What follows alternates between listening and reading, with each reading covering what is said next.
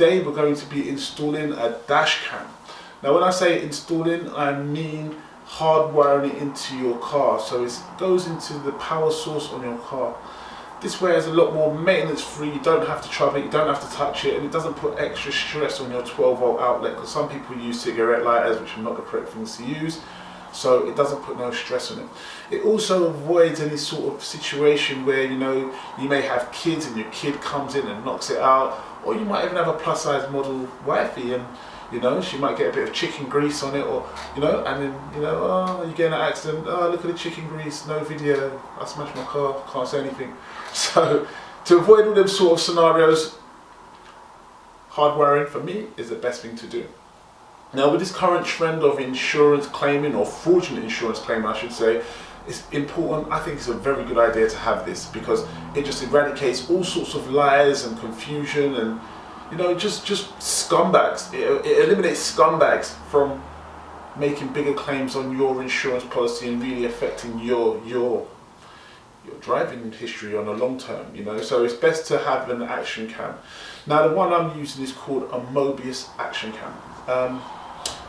It's usually used in the RC world really, but they've got fantastic reviews, they've got fantastic support, so I've chosen to use that over one of maybe a cheaper Chinese kind of make one, because they very rarely have very good support, and you know, some of their instructions are so fluent in Chinglish. I'm not fluent in Chinglish, I speak one language, like English, and that's it.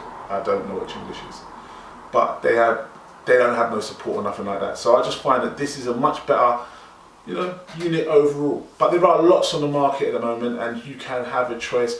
A good person to look at is Techmoan. Techmoan does all the reviews. I actually put the link in the description on his channel, and where you can go and look at him. He's really good actually. So let's go and hardwire install our dashcam.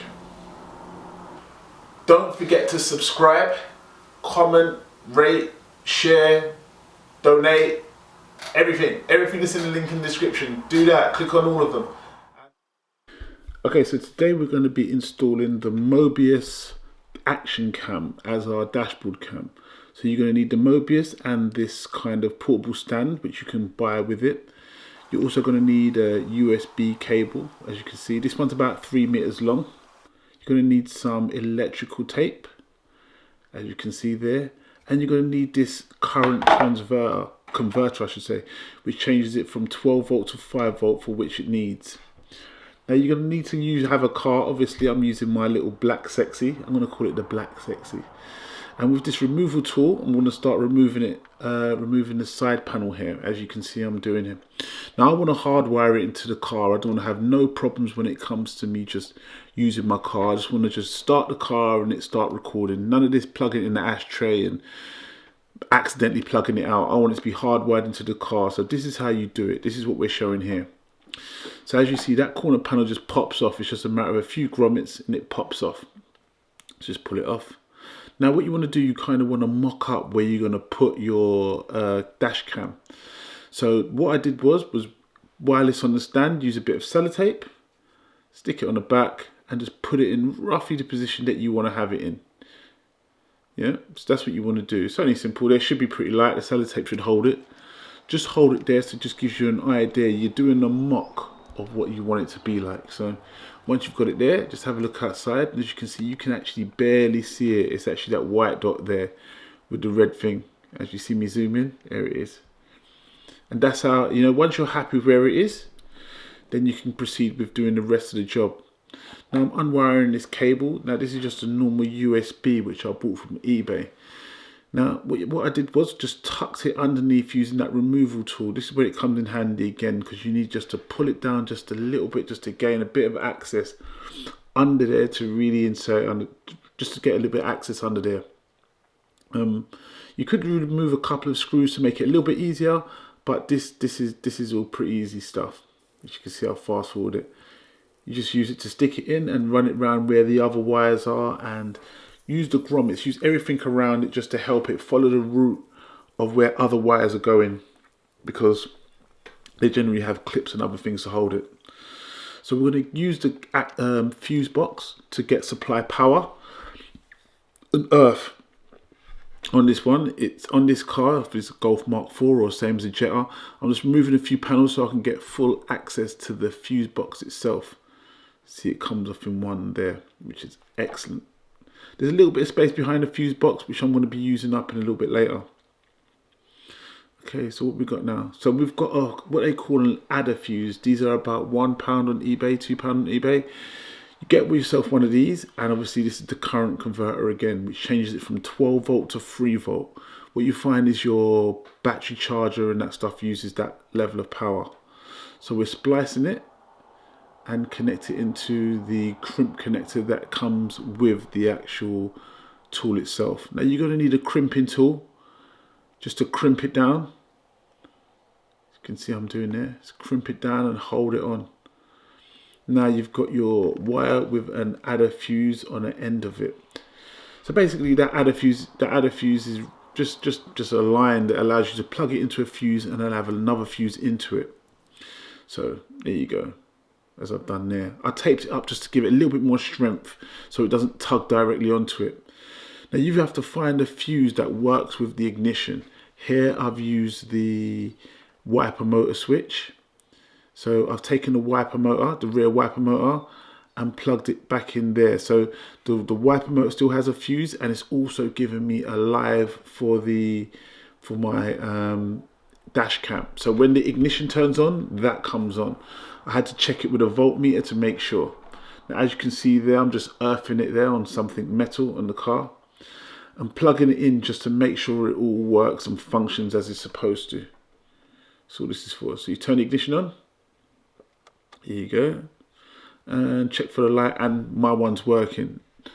Now the reason why I chose this Mobius cam is because there's a lot of information, there's a lot of backup software for it, and it's quite well known in the RC industry. So now with my current converter, I just find a nice little slot to put it in. Nice and tucked away. That seemed like a snug place. I was very lucky. And then I'm going to earth the clamp. I'm going to earth it. It needs a negative terminal to plug onto. So what I've used is another crimp spade, or whatever you want to call this here. Just take your time and crimp it. Make sure it's all right. And I found an earth here that worked good. Now, usually you need to scrub off the paint, but I checked this with a voltmeter and it worked perfectly fine. You do the same. You could check it with a voltmeter, or you could just test it and you find, and you work out whether it works well or not. So now I'm slipping the current converter back into a slot where I found here, which I'm quite lucky with. And then what you do is, once you've got everything kind of mocked up again in this sort of area, just wrap up all the wires, cable tie everything, and make sure nothing pulls against anything. And you know, you've got a nice convenient space. As you can see, I'm just plugging it in here, just making sure everything works out all right. Now, once again, maybe I'm a bit electrical tape crazy, but you know, I've put a bit of electrical tape around it so it doesn't pull off vibrations or anything like that. You know, just look after itself. So I've put a bit of electrical tape just to make sure they stay together and don't come apart during driving or anything else, you know, over a period of time. So there you go, look, it's all simple stuff. Just have a little check. Maybe I'm a bit crazy with it, but this is what I like to do. You don't have to do it this way. This is just the way I have done it. So you could use it as a guide and do whatever suits you. So as you can see, I'm just wrapping up the cables, and once again, I'm a bit cable tie crazy. I've kept it all in one place and tucked it behind the fuse, you know, so it doesn't move or anything. And then I've kind of attached that to a part of the car and held it on. Okay, so once we've done that, we've mocked it up and it all seems okay and nothing's touching anything, we're putting the car back together. Now remember, your fuse box may not be like this, but for this particular car, which is a Volkswagen Golf or Jetta or anything like that, this is what I have done. So we're just sliding everything back on together and plugging it in that space, trying to avoid any extra pressure on the wire itself. And that's what it's going to look like. That's all you're going to see in terms of what your dash cam looks like. It should just look like this. Now you could connect it to a different sort of live, which is quite possible, but this is what I did because it was easy and it didn't need too much cutting. So now it's just a matter of putting everything back together, which you can see I'm doing here. The clips just clips on and just plug back in. Push back in your rubbers, all your seals. There you go. So it looks nice and tidy. And put back on your cover, your fuse cover, just to tidy it all up and tighten it all up. That's it. Now we're putting on the dash cam on the window. I would suggest cleaning it with some sort of window cleaner or degreaser or something like that. So I've got a wet cloth here, which I'm just cleaning it up with, which is going to follow with a tissue, paper towel, just to clean it up and clean up any dirt, debris that could be built up on there, which quite commonly happens. Now with your, your adapter plate for your dash cam, just stick it up there. I've chose to use the sticky method. Just stick it up there and make sure it's held on really, really well. And there you go, there's your dash cam. Just make sure it doesn't hit the sun visor. There's your dash cam. And that's how simple it is. Now it's hardwired, you don't have to do nothing, and it's maintenance free. And this is what it looks like from the outside. For most times you can't really see it because it's nice and dark in the car, but this is what it looks like.